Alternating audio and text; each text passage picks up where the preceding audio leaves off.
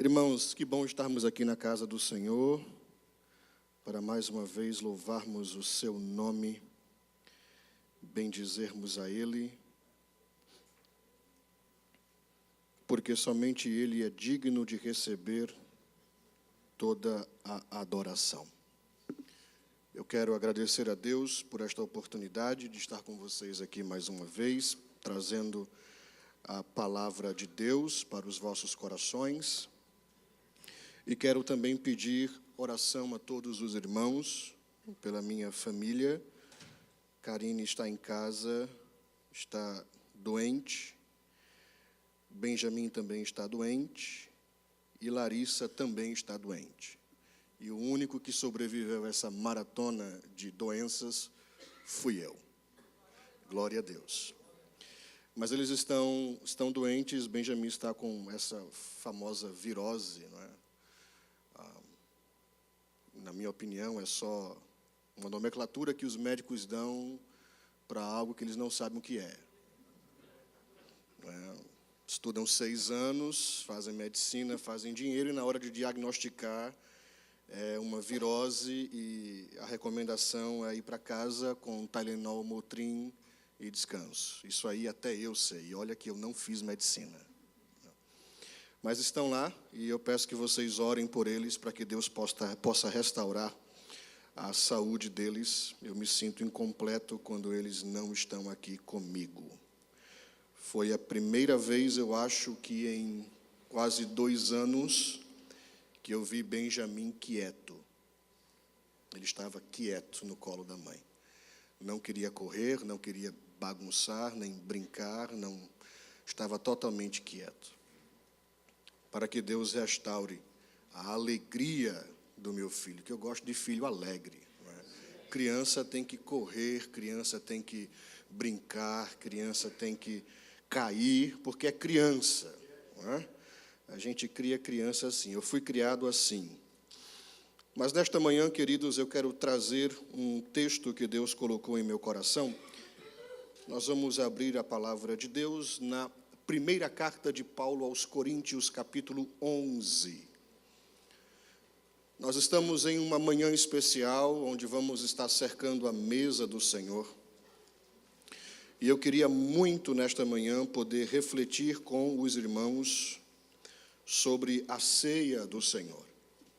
Eu acho que é importantíssimo para que nós, como igreja, entendamos o que nós estamos prestes a fazer. Em alguns minutos vamos estar cercando esta mesa, e é sempre bom, obrigado, querido, que nós o façamos com entendimento, sabendo aquilo que nós estamos fazendo. Então eu queria ler com vocês nesta manhã o texto que já foi lido como leitura oficial, na primeira carta de Paulo aos Coríntios, capítulo 11, mas eu gostaria de começar do versículo de número 17. 1 aos Coríntios, capítulo 11, versículos 17 ao versículo 34. Todos acharam, digam amém. Nisto, porém, que vou dizer-vos, não vos louvo, porquanto vos ajuntais não para melhor, senão para pior. Porque antes de tudo ouço que quando vos ajuntais na igreja, há entre vós dissensões, e em parte o creio. E até importa que haja entre vós heresias, para que os que são sinceros se manifestem entre vós. De sorte que quando vos ajuntais num lugar, não é para comer a ceia do Senhor. Porque comendo cada um, toma antecipadamente a sua própria ceia, e assim um tem fome e outro embriaga-se.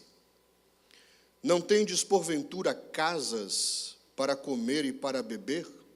Ou desprezais a igreja de Deus e envergonhais os que nada têm? Que vos direi? Louvar-vos-ei? Nisso não vos louvo. Porque eu recebi do Senhor o que também vos ensinei, que o Senhor Jesus, na noite em que foi traído, tomou o pão, e tendo dado graças, o partiu e disse: tomai, comei, isto é o meu corpo, que é partido por vós. Fazei isto em memória de mim. Semelhantemente também, depois de cear, tomou o cálice, dizendo: este cálice é o novo testamento no meu sangue. Fazei isto todas as vezes que beberdes em memória de mim. Porque todas as vezes que comerdes este pão e beberdes este cálice, anunciais a morte do Senhor até que venha. Portanto, qualquer que comer este pão ou beber o cálice do Senhor indignamente, será culpado do corpo e do sangue do Senhor. Examine-se, pois, o homem a si mesmo, e assim coma deste pão e beba deste cálice, porque o que come e bebe indignamente, come e bebe para a sua própria condenação, não discernindo o corpo do Senhor. Por causa disso, há entre vós muitos fracos e doentes, e muitos que dormem. Porque se nós nos julgássemos a nós mesmos, não seríamos julgados. Mas quando somos julgados, somos repreendidos pelo Senhor, para não sermos condenados com o mundo. Portanto, meus irmãos, quando vos ajuntais para comer, esperai uns pelos outros. Mas se algum tiver fome, coma em casa, para que vos não ajunteis para a condenação. Quanto às demais coisas, ordená-las-ei quando for ter convosco. Quem diz amém. Queridos, nós tivemos a oportunidade de, há algum tempo atrás, estudarmos a primeira carta que Paulo escreveu à igreja de Corinto. E nós, logo de início, identificamos que, sem dúvida alguma, a igreja de Corinto era uma igreja complicada. Paulo escreveu àquela igreja para tentar amenizar a gravidade dos problemas que existiam naquela igreja. Era uma igreja que tinha todos os dons, como o próprio apóstolo Paulo, ele diz, mas era uma igreja que tinha problemas gravíssimos, problemas enormes, como toda boa igreja tem. Nenhuma boa igreja é isenta de problemas. Toda igreja tem suas imperfeições como corpo local. A partir do momento que nós colocamos uma quantidade X de seres humanos debaixo do mesmo teto, vai dar problema, vai ter problema. E Paulo, ele instrui a igreja de Corinto, tentando amenizar alguns daqueles problemas. E do capítulo de número 11 ao capítulo 14, Paulo ele vai tratar de questões relacionadas ao culto público, a maneira como a igreja se reunia no seu culto público para professar a sua fé. Haviam desordens no culto público na igreja de Corinto. Os capítulos 12 ao capítulo 14 desta carta, Paulo vai tratar da desordem no uso dos dons espirituais. A igreja de Corinto havia aparentemente supervalorizado o dom de línguas e havia colocado o dom de línguas acima de todos os demais dons.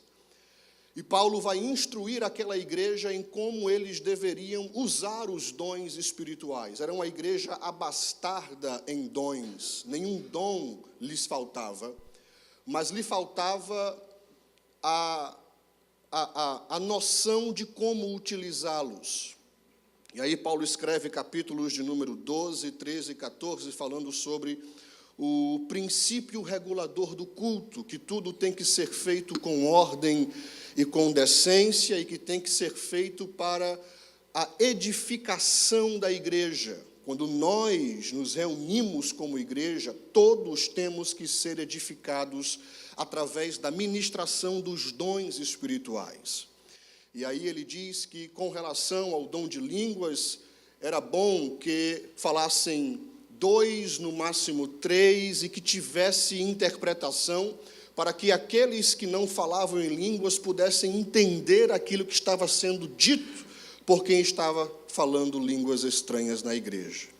No capítulo 14, Paulo vai dizer que aquele que profetiza, ele é superior àquele que fala em línguas, porque aquele que profetiza, ele edifica, ele instrui e ele exorta a igreja de Deus. No capítulo 11, que é o capítulo que nós lemos, Paulo, ele, na primeira parte do capítulo, ele vai tratar de um problema relacionado ao uso do véu pelas mulheres na igreja de Corinto. Naquela época, as mulheres utilizavam um véu, e o véu indicava que a mulher estava debaixo da autoridade de um homem. Havia um homem que exercia autoridade sobre ela. E, aparentemente, o grupo de mulheres da igreja de Corinto resolveram montar um grupo baixo ao véu. E elas não queriam usar o véu na igreja. E aí Paulo escreve na primeira parte do capítulo 11 e diz que a mulher na igreja de Corinto tinha que usar o véu, sim, porque era um símbolo de estar debaixo de uma autoridade. E ele vai usar um princípio teológico para falar sobre isso. Ele vai dizer que, da mesma forma que Deus é o cabeça de Cristo e Cristo é o cabeça da igreja, o homem é o cabeça da mulher. Por isso, na igreja de Corinto, as irmãs usavam o véu. Na segunda parte do capítulo 11, Paulo vai tratar sobre a questão da celebração da ceia do Senhor. E é justamente esta porção do capítulo 11 que nós lemos. Dos versículos 17 ao versículo 19, nós temos a introdução do problema. Paulo diz o seguinte: mas nisto que agora prescrevo, não posso elogiá-los, porque vocês se reúnem não para melhor, e sim para pior. Porque, antes de tudo, estou informado de que, quando se reúnem na igreja, existem divisões entre vocês, e eu, em parte, acredito que isso é verdade. E é até necessário que haja partidos entre vocês, para que também os aprovados se tornem conhecidos entre vocês. Observem que no capítulo 11, versículo de número 2, Paulo, ele se dirige àqueles irmãos e ele diz o seguinte: e louvo-vos, irmãos, porque em tudo vos lembrais de mim e retendes os preceitos como vos entreguei. Na primeira parte, Paulo se dirige à igreja dizendo: eu louvo vocês, porque vocês têm guardado todos os ensinamentos que eu tenho dado a vocês como apóstolo. Vocês me honram desta forma. Mas, no versículo 17, quando Paulo vai tratar do assunto da ceia, ele diz: quanto a este assunto que eu vou tratar agora, eu não posso louvar vocês. Eu não posso elogiá-los. Eu não posso aplaudi-los, porque eles não estavam cercando a mesa do Senhor da maneira adequada. Paulo vai dizer aqui nos versículos 17 e 19 que haviam divisões entre eles quando eles cercavam a mesa do Senhor. Nos primeiros capítulos da primeira carta aos Coríntios, Paulo havia tratado de um problema imenso na igreja que dizia respeito às divisões partidárias que haviam na igreja de Corinto. A igreja de Corinto estava fragmentada em partidos. Havia o partido de Paulo, o PP, havia o PC, que era o partido de Cefas, havia o PJ, que era o pior de todos, o partido de Cristo, e havia o PA, que era o partido de Apolo. Só não havia PT porque Tiago não existia, não estava lá, na realidade, né? Não tinha o PT lá. Mas a igreja estava fragmentada entre si. A maioria dos irmãos que compunham a igreja de Corinto eram gregos. E como todo bom grego, eles eram amantes de filosofia. Era muito comum você ir na praça da cidade de Corinto, durante um dia ensolarado à tarde, e você encontrar homens discutindo escolas filosóficas. Alguns se identificavam mais com a escola filosófica de Platão, enquanto outros se identificavam mais com a escola filosófica de Aristóteles. Outros diziam que Tales de Mileto era o melhor filósofo. Então, eles sempre discutiam entre si, na praça da cidade, quem era o melhor filósofo, qual era a melhor linha filosófica. Corinto só perdia para Atenas em números de escolas de filosofia. Então, eles amavam muito a arte de filosofar. Eles se converteram e foram para a igreja. Mas agora eles não comparavam a escola filosófica de Aristóteles, ou de Platão, ou de Tales. Eles comparavam quem? Os pregadores e os líderes da igreja, Pedro, Paulo, Apolo e Cristo. E essa confusão estava tomando medidas na hora em que eles cercavam a mesa do Senhor para comer a ceia. Imagine só, uma igreja dividida, sentando na mesma mesa para comer a mesma ceia. Estava dando problema. Na época em que Paulo escreve esta carta, os irmãos não se reuniam em templos, não haviam templos. Os irmãos se reuniam ou em cavernas, ou eles se reuniam em casas para fazer o culto a Deus. E provavelmente o culto era feito na casa de um desses líderes. Então imagine só o culto sendo feito no líder do grupo de Paulo, e ele, quando fazia o culto, terminava não convidando todos os irmãos que eram dos demais grupos, porque ele não se identificava com eles. Então havia um problema muito grande de divisão na igreja. E Paulo vai dizer que eu tenho ouvido falar que quando vocês se sentam para comer a ceia, vocês estão divididos, e eu, em parte, acredito nisso. Ele ainda vai dizer aqui nos versículos 17 ao versículo 19, de 17 ao 21, que comendo cada um toma antecipadamente a sua própria ceia, e assim um tem fome e o outro embriaga-se. Então eles sentavam na mesa, uns bebiam muito vinho. Naquela época a ceia ela era feita realmente com o fruto da vide, o vinho. Eles se embriagavam, outros comiam demais, e Paulo vai dizer: isto que vocês estão fazendo não é a ceia do Senhor. Dos versículos 20 ao versículo 22, Paulo ele vai falar sobre a má conduta dos coríntios na festa ágape, na festa do amor. A igreja primitiva, durante muitos anos, eles tinham uma festa que eles chamavam de ágape, onde eles se reuniam pelo menos uma vez na semana. E eles todos traziam comida, eles se juntavam para comer, e ali naquela festa eles celebravam a ceia do Senhor. Essa festa ágape foi proibida mais na frente, ela acabou, a igreja não praticava mais essa festa, mas durante o período em que Paulo escreveu a carta aos Coríntios, aparentemente a igreja ainda praticava essa festa ágape. Eles se reuniam para comer, e isto dava aos irmãos pobres da igreja de Corinto a oportunidade de terem pelo menos uma boa refeição na semana. Haviam muitos escravos na igreja de Corinto, irmãos pobres. Então os irmãos ricos, quando iam participar da festa ágape, eles traziam uma porção mais substancial de comida para que os irmãos pobres também pudessem comer. Aí Paulo vai dizer o seguinte, versículos 20 a 22. Quando, pois, se reúnem no mesmo lugar, não é a ceia do Senhor que vocês comem. Porque quando comem, cada um toma antecipadamente a sua própria ceia. E enquanto um fica com fome, o outro fica embriagado.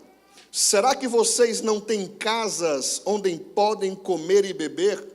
Ou menosprezam a igreja de Deus e envergonham os que nada têm? Que posso dizer a vocês? Devo elogiá-los? nisto certamente não posso elogiá-los.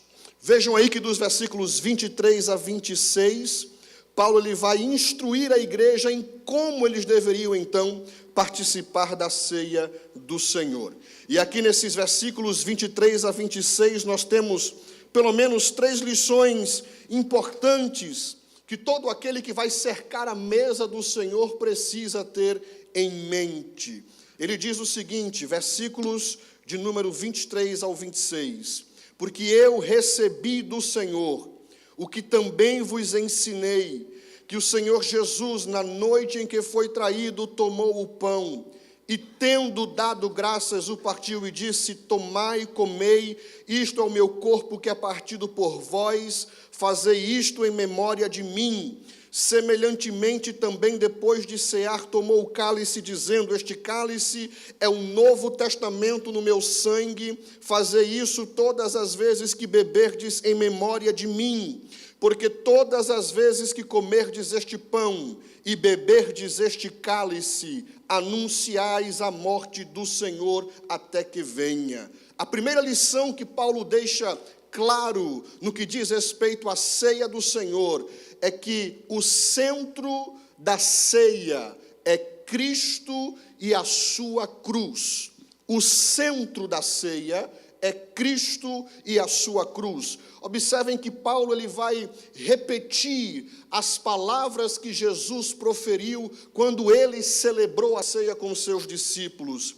E nessas palavras, Jesus disse, fazei isto em memória de mim.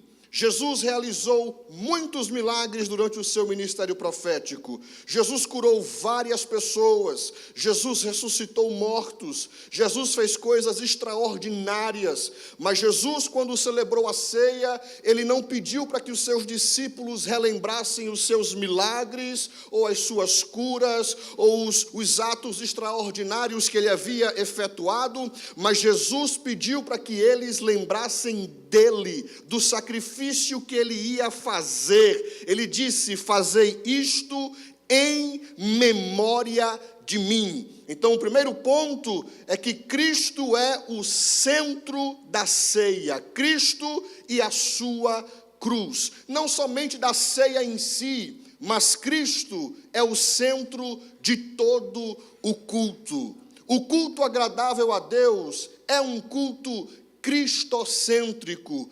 teocêntrico, um culto onde o homem vem para adorar, ao invés de vir para receber. Eu sei que nós temos sido ensinados a vir à casa de Deus para receber, e Deus ele é um Deus que dá, Deus é um Deus que gosta de abençoar.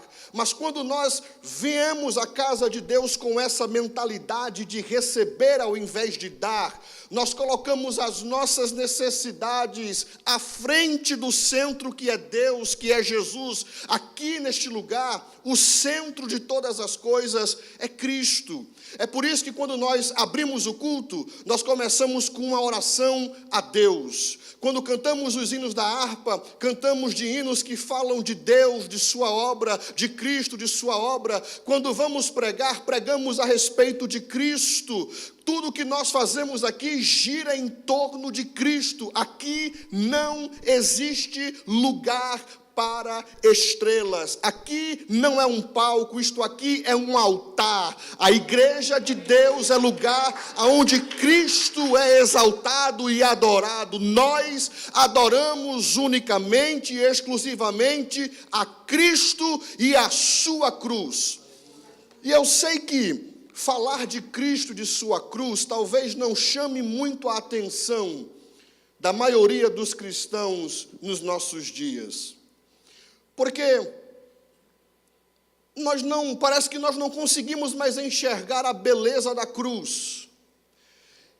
Esses pregadores que têm surgido ultimamente têm conseguido colocar um véu nos olhos de muitos cristãos e eles já não conseguem enxergar a beleza da cruz, o poder da cruz, não entendem o tamanho da obra de Cristo na cruz e o que realmente foi feito ali. Nós não podemos nos esquecer quando vamos cercar esta mesa, quando estivermos sentados para pegar o pão e tomar o vinho, de que isto aqui tem a ver com o que Cristo fez na cruz. Eu só estou aqui hoje pelo que Cristo fez por mim na cruz. A cruz é o centro do Evangelho.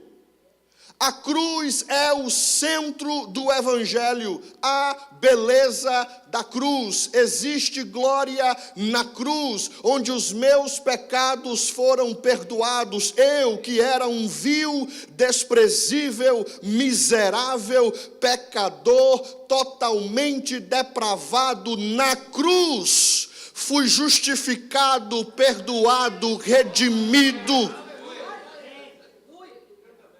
Tive uma nova história escrita pelo sangue que foi derramado na cruz. Meus pecados são perdoados mediante o sangue que foi derramado na cruz. Não é o Papa quem perdoa os meus pecados, ou o padre, ou o pastor, ou qualquer pessoa, mas o sangue vertido na cruz. Fazer isto em memória de mim. Não esqueçam-se da cruz. Não podemos nos esquecer da cruz de Cristo. Segunda lição que Paulo ele ensina aqui nesses versículos é que ao participar da ceia, nós precisamos refletir e olharmos para trás para aquilo que Cristo fez na cruz. Porque todas as vezes que comerdes este pão e beberdes este cálice, vocês vão anunciar a morte do Senhor. Quando nós pegamos o pão e bebemos o vinho, nós estamos anunciando aquilo que aconteceu há mais de 2000 anos atrás. Nós estamos anunciando o ato grotesco da morte de Cristo e de seu sofrimento por mim. Aquela cruz era minha. Era para eu haver sido crucificado. Os pregos que o cravaram naquele madeiro eram para estar nas minhas mãos. Os açoites que ele levou era para ter sido dirigido às minhas costas.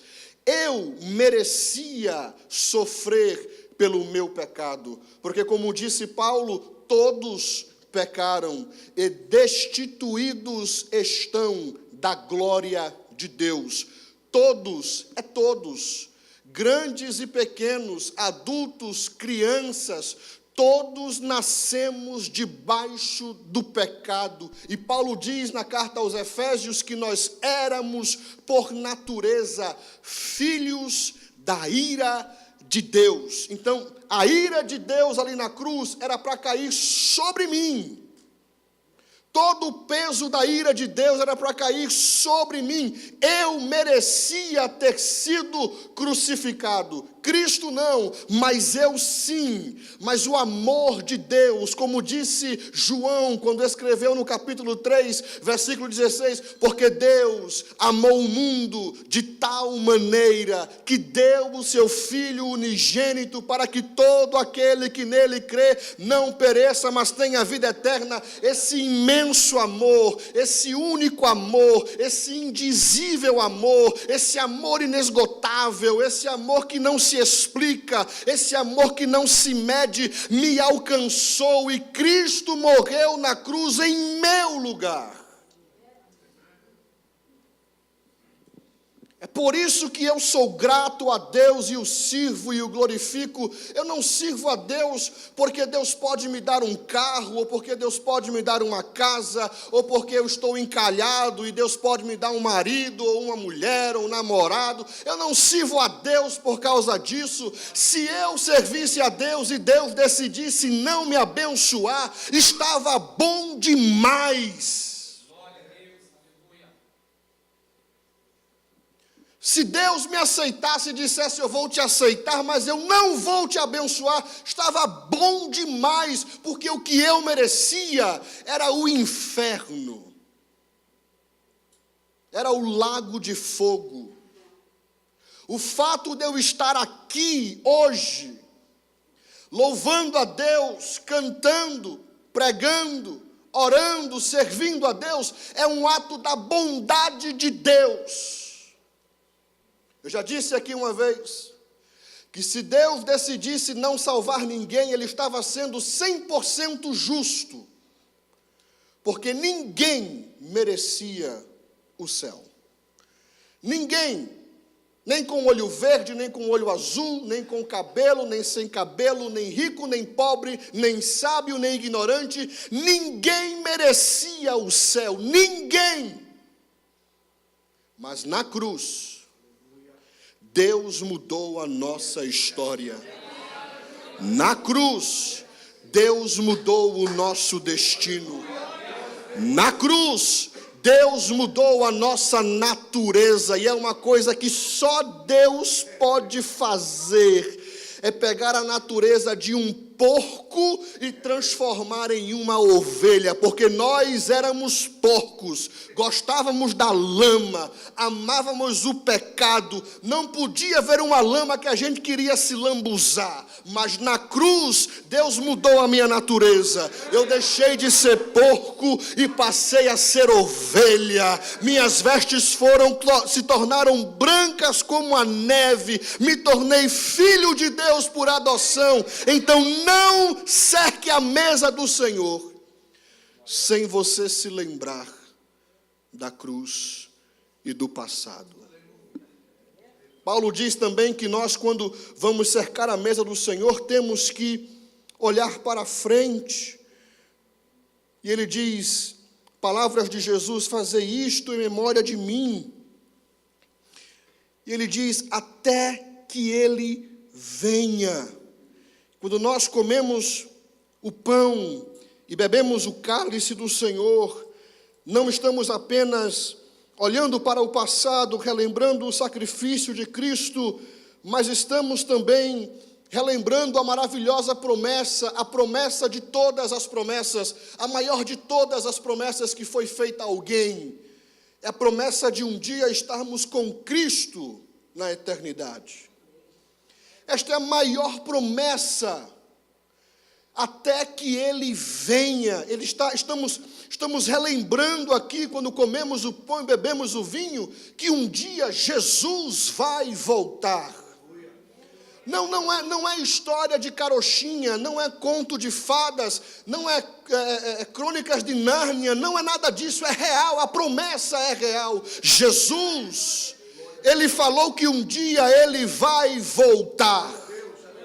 Ah, pastor, mas eu já estou na igreja há anos e sempre ouvi as pessoas dizerem que Jesus vai voltar, que Jesus vai voltar. Eu era criança, hoje sou adulto e até agora nada. Todas as vezes que a igreja se reúne para participar da ceia, a igreja prega, Jesus prometeu que um dia voltará, até que Ele venha. O próprio Cristo, Ele prometeu em João capítulo 14, versículos 1 e 3, quando os discípulos estavam tristes, quando Ele anuncia a sua partida, Jesus disse, não se turbe o vosso coração, crede em Deus, crede também em mim, na casa de meu Pai há muitas moradas, se não fosse assim, eu vos teria dito, pois vou preparar-vos lugar. Aí, nossos tradutores traduziram o versículo da seguinte forma, e se eu for, a maneira correta do versículo é, e quando eu for. Porque se eu digo, e se eu for, eu deixo uma sombra de dúvida, não é? Eu vou ou não vou? Se eu for, o texto original diz, mas quando eu for, eu voltarei para vós, e vos levarei para mim mesmo, para que aonde eu estiver, estejais vós também. Em Atos capítulo 1, versículos 10 e 11, quando Jesus foi assunto aos céus, os discípulos ficaram olhando para aquela cena, para aquele cenário. Jesus havia aparecido a eles, depois de haver sido crucificado, havia ressurgido, apareceu aos discípulos, e depois foi assunto aos céus, e os discípulos olhando para aquela cena, Jesus subindo, o coração cheio de saudade, porque viveram com Jesus durante 3 anos. João tinha tanta intimidade com Jesus que colocava a cabeça no peito do mestre, era o discípulo que conhecia o batimento cardíaco de Jesus. Quando os discípulos queriam saber alguma coisa a respeito de Jesus, perguntavam a João, para João perguntar a Jesus. Quando João escreve o evangelho, que ele mesmo escreveu, o evangelho de João, ele se refere como o discípulo a quem Jesus amava. É ele escrevendo sobre ele mesmo. Se apegaram a Jesus 3 anos, ouvindo Jesus, recebendo Jesus, andando com Jesus, sendo ministrado por Jesus. Jesus morreu, a esperança foi dissipada de seus corações. Jesus ressuscitou, a esperança voltou dos seus corações. Jesus estava sendo assunto aos céus, a esperança estava sendo dissipada outra vez. Aí Lucas, no livro de Atos, capítulo 1, versículos 10 e 11, ele escreve e diz: e estando com os olhos fitos nos céus, os discípulos, enquanto ele subia, eis que junto dele se puseram 2 varões vestidos de branco, os quais lhe disseram: varões galileus, por que estáis olhando para o céu? Esse Jesus, não era outro, esse Jesus, que dentre vós foi recebido em cima no céu, há de vir assim como para o céu o vistes ir. É esse Jesus. Eu imagino os anjos apontando para Jesus subindo, os discípulos olhando e os anjos dizendo: varões galileus, por que vocês estão tristes? Esse Jesus, esse mesmo Jesus que está subindo agora, um dia ele tornará novamente. Esse mesmo Jesus, um dia voltará novamente. É a maior promessa, é o maior evento. E a gente ficava preocupado quando a gente era criança, porque tem um texto que diz que quando ele vier, todo olho verá, não é assim? A segunda vinda, todo olho o verá. E a gente ficava: mas como é que pode? Todo olho o verá, como assim? Aí vem o Facebook, com o live, aí vem o YouTube, vem a tecnologia e faz isso realmente agora ser algo possível. E o desejo de estar com Ele fica mais quentinho em nossos corações, porque tudo encaminha para o fim, a história está caminhando para o fim. Eu sei que você quer dias melhores aqui, mas eu vou usar a filosofia de mamãe. Mamãe era filósofa. Mamãe dizia: meu filho, nada é tão ruim que não possa piorar. Levantava a nossa autoestima, essa alavanca de entusiasmo de mamãe. O mundo caminha para o fim, a história caminha para o fim. Nós queremos dias melhores. Não é errado orar a Deus por uma boa casa. Não é errado orar a Deus por um bom carro, um bom casamento, um bom trabalho. Não é errado orar e pedir a Deus bênçãos materiais. Não é errado você ter muito dinheiro, ter uma boa quantidade de dinheiro na conta, no seu banco. Que Deus te abençoe, que Deus continue te enriquecendo. Mas lembre-se que a história caminha para o fim e o destino do mundo é de mal a pior. E por se multiplicar a iniquidade, o amor de muitos esfriará. As coisas vão ficar piores. E o que é que nos motiva a acordarmos todos os dias? Quando nós ligamos a televisão e vemos o noticiário, tragédia após tragédia, o que é que nos motiva a continuar? É o dólar? Não. O dólar oscila. Um dia a Bolsa de Valores está lá em cima, no outro dia a Bolsa de Valores está lá embaixo. O que nos motiva a continuar? É o nosso trabalho? Não, porque um dia temos trabalho, no outro dia também não temos mais. O que nos motiva a continuar é a promessa estável de que um dia tudo vai acabar e nós vamos estar na glória com Cristo, na presença dEle, aonde não há choro, não há dor, não há ira, não há rancor, aonde o mal não nos alcançará, aonde nós estaremos para sempre. Para sempre. É muito tempo, ou não é para sempre? Calcula aí, para sempre. E o melhor de tudo, não vamos estar assim como estamos hoje, estaremos em corpo glorificado. É um upgrade. É um upgrade. Você faz aí tanta plástica para fazer um upgrade no céu, vai estar em corpo glorificado. Glorificado o corpo.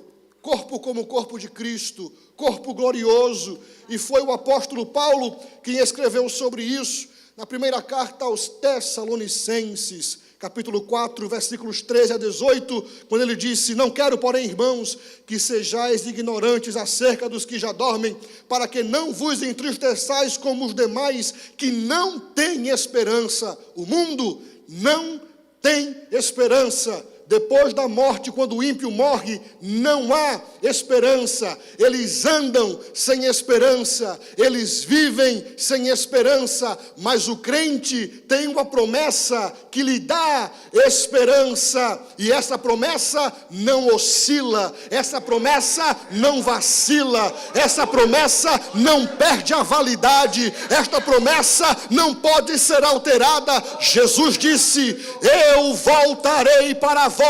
E as palavras de Jesus, é como dizia a mamãe, é prego batido e de ponta virada. O diabo querendo ou não querendo, Jesus vem. Os governos querendo ou não querendo, Jesus ele vem. Os demônios querendo ou não querendo, Jesus vem. E a igreja subirá com ele, a igreja estará com ele, até que ele venha, diz a promessa.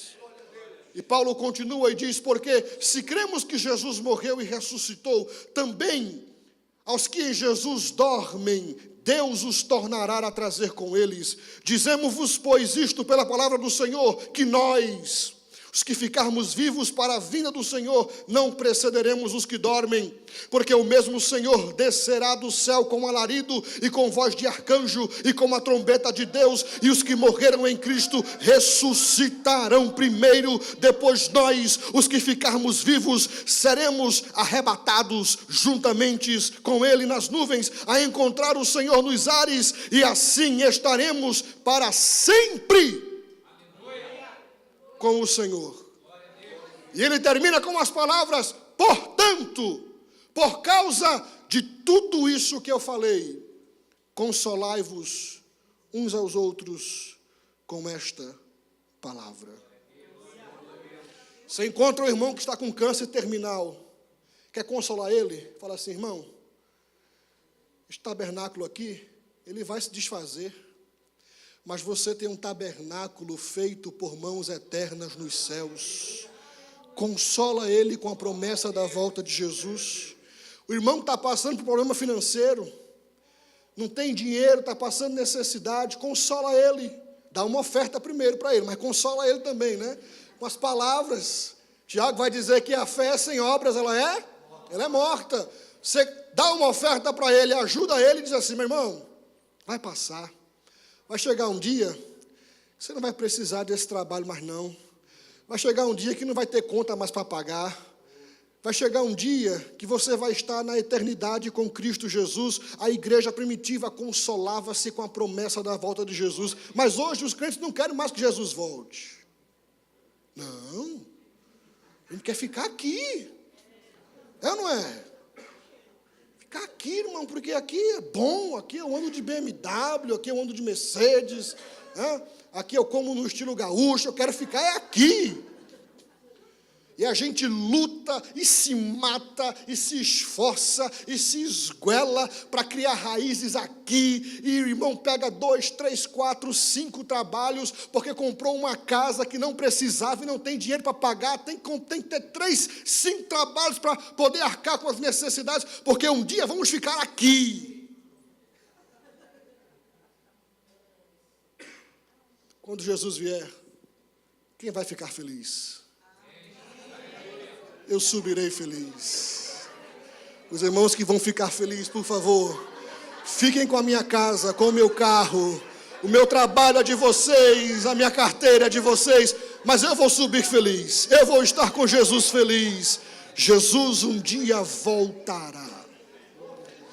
Versículos 27 a 32, Paulo fala sobre os perigos relacionados à ceia do Senhor. E ele vai falar sobre o perigo de participarmos da ceia indignamente. É o que ele diz aí no versículo número 27. Por isso, aquele que comer o pão ou beber o cálice do Senhor indignamente será réu do corpo e do sangue do Senhor. Aqui, quando nós lemos as palavras de Paulo, e ele fala que alguém pode participar indignamente, ele não quer dizer que existem pessoas que sejam dignas de participar, porque ninguém é digno de participar. Todos nós somos pecadores. Esse é o meu timer dizendo que meu tempo acabou. Todos nós somos pecadores. Ninguém tem o direito de participar.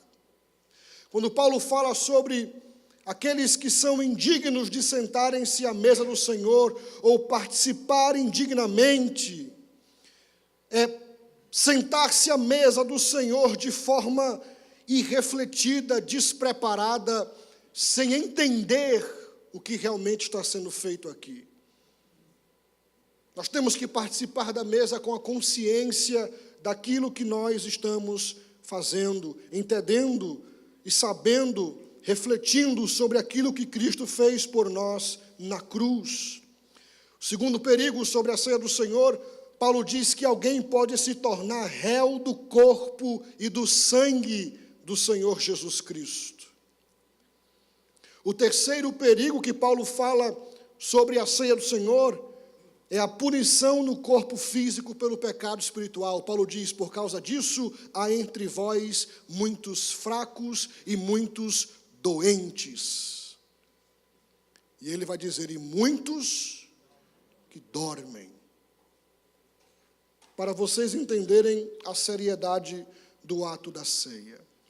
E ele termina nos versículos 33 e 34, com a exortação final, dizendo àqueles irmãos, assim, meus irmãos, quando vocês se reúnem para comer, esperem uns pelos outros, e se alguém tem fome, que coma em casa, a fim de que vocês não se reúnam para juízo, e quanto às demais coisas, eu as ordenarei quando for ter convosco. Vamos ficar de pé nesta manhã. Vamos fazer uma oração ao Senhor. E vamos pedir a Deus que nos prepare para podermos cercar esta mesa. Que possamos cercar a mesa da maneira correta, relembrando o sacrifício de Cristo, olhando para trás, agradecidos pela cruz e também refletindo na maravilhosa promessa de que um dia estaremos com Ele. Senhor, eu te apresento a tua igreja. Senhor, em alguns minutos vamos estar cercando esta mesa. Eu quero pedir nesta manhã, Senhor, um espírito de temor sobre nós. Que possamos pegar o pão e tomar o cálice agradecidos pelo que tu, Senhor, fizestes na cruz por nós, mas com temor e tremor, com respeito, com reverência, sabendo que isto aqui é coisa séria, Senhor.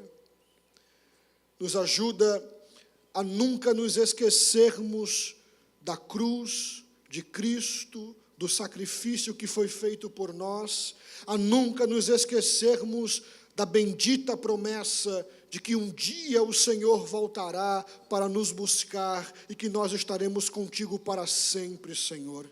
Esta é a minha oração, no nome de Jesus. Amém, amém, amém. Pastor Messias.